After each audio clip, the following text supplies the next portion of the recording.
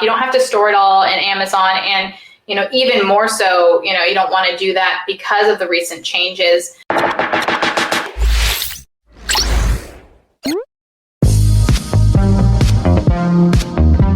And so what options do sellers have nowadays in the supply chain? And, we sort of covered this interesting concept that I don't think a lot of sellers know of, which is safety stock.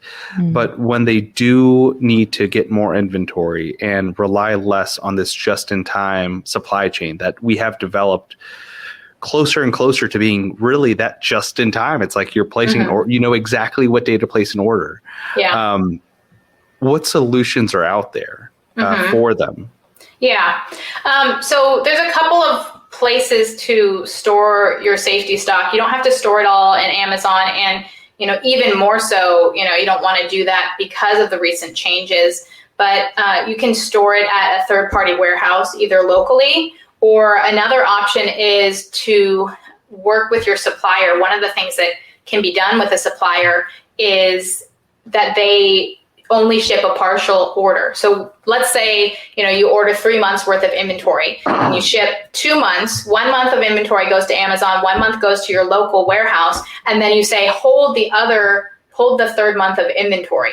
And what can usually be worked out in terms of payments is that they'll hold it usually for up to 3 months, and they can hold that inventory and usually not even charge you. So you've got a month's worth of, a couple months worth of free storage. And then once you have to ship that inventory, you go and place your other order. And that's how some of our users have been successful is, just using the Chinese warehouse as an additional warehouse. You pay the 30% upfront or whatever your terms are. And then the other 70%, you only pay 70% on what you ship out from the warehouse, from the Chinese warehouse, and then the other percentage, the other 70% of that, additional inventory doesn't have to be paid until it ships out. So that's something that often is worked out to help with cash flow, because obviously, keeping a safety stock or a buffer stock is going to be difficult on cash flow. So that's another way to make sure that you're not, putting out 100% of that payment.